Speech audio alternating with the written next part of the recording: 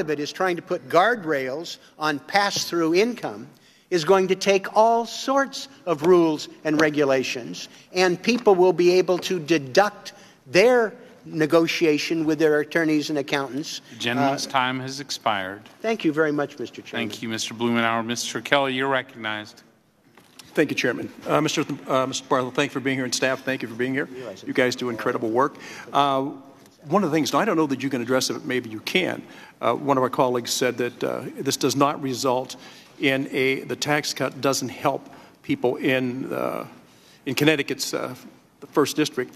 It actually comes down to, and this is American Community Service, it comes down to tax cuts for a median 4-person household of $4,096. And according to my calculations, that would take care of 10 months of car or truck payments. That would take care of 4 months of a mortgage payment. That would take care of 5 months of a rent payment. In my district, in Pennsylvania 3, we get $1,971, an incredibly different amount of savings, but the same type of results, where we are saving hard-working American taxpayers money. They get to keep more of their own money. Isn't that what this whole bill is about? Well, that's not really a question I'm supposed to answer. That's for the members to decide. But if you were a taxpayer, would you feel better about this, or would you feel worse about this? And I know you are a taxpayer. Share your feelings, Mr. Bartold. It's not if you lived in Connecticut. It's appropriate for me to share my personal feelings. It's for the elected members of Congress to make those decisions. Okay. Well, the next time you go to buy a car or truck, I have a person that can help you navigate that. And we'll use your tax savings to make it a little bit easier in the pocketbook. The other thing I think is really interesting is that we are talking today, and there's a great concern with the deficits, the rising deficits. And I'm trying to understand, unless you're Rip Van Winkle, and he slept for 20 years, some of our members on the other side have only been asleep for 10 years, apparently, because the debt went from $8 trillion in 2008, and it's now over $20 trillion. My question would be, Mr. Barthold, were these deficits hit from people where they didn't actually see the escalation of the deficit? These are pretty much available to anybody, are they not? I'm not clear on what your deficit is. Here's the question. Mr. Kelly, I'm sorry. Who was privy to understanding what the debt level of the United States federal government was? Well, is this secretly held or privately held? No, it certainly is not private information. There are many reports that report on the level of the debt and interest payments on the debt. Okay, so it's available to anybody. What I'm concerned about, I was not here in 2008. I was in the private sector trying to get through some very difficult times. In fact, having one of my franchises taken away through the wisdom of the federal government.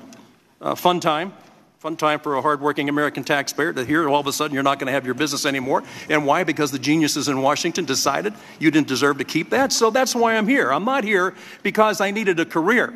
I left a career that I was very happy with to come here because I was tired of seeing everyday Americans get bulldozed by a federal government that makes decisions that absolutely alters their life. What we are trying to do is break the status quo. The worst thing that can come out of this committee is that we stick with the status quo. We may remain stuck in the worldview of where you would start a business. We may remain stuck in the fact that we have deficits that are rising, and I'm incredibly impressed by the fact that we can turn a blind eye to $12 trillion in debt since 2008 and look at the $1.5 trillion today in what I would term as the biggest turnaround opportunity in the American business community than we've ever seen. That's where the jobs come from. That's where the jobs come from.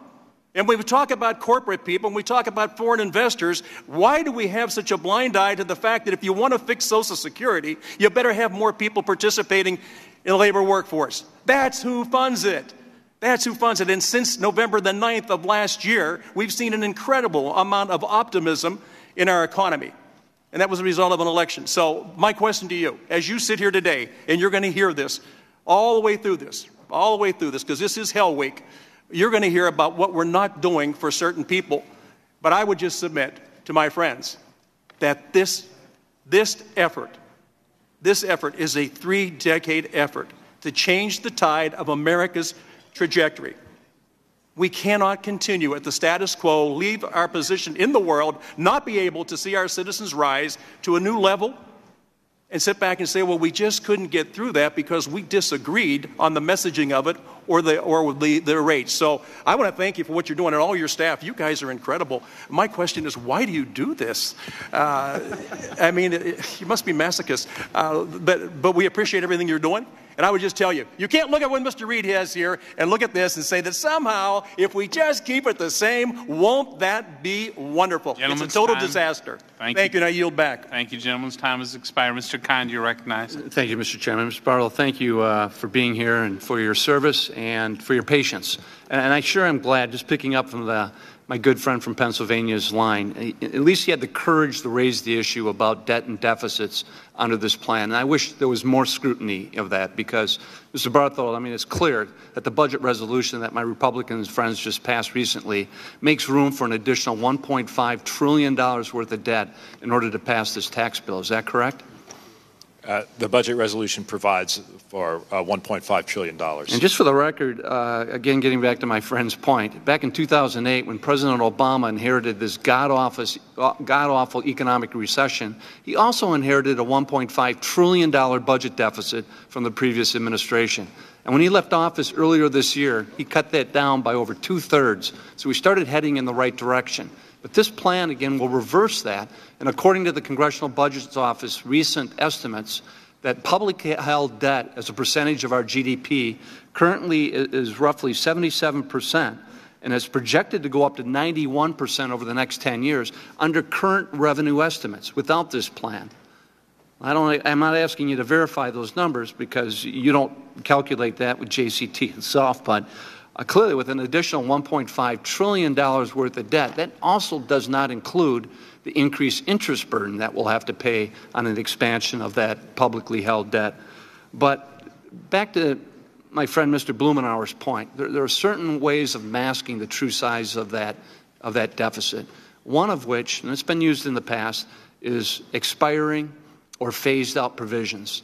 Now, you've indicated one, but are there certain provisions under the Republican tax plan that phases out or expires over the next 10 years? Yes, as Mr. Kind, as I noted in the walkthrough, the expansion of bonus depreciation to 100% expensing of those assets is only for a 5-year period, so it expires after 5 years.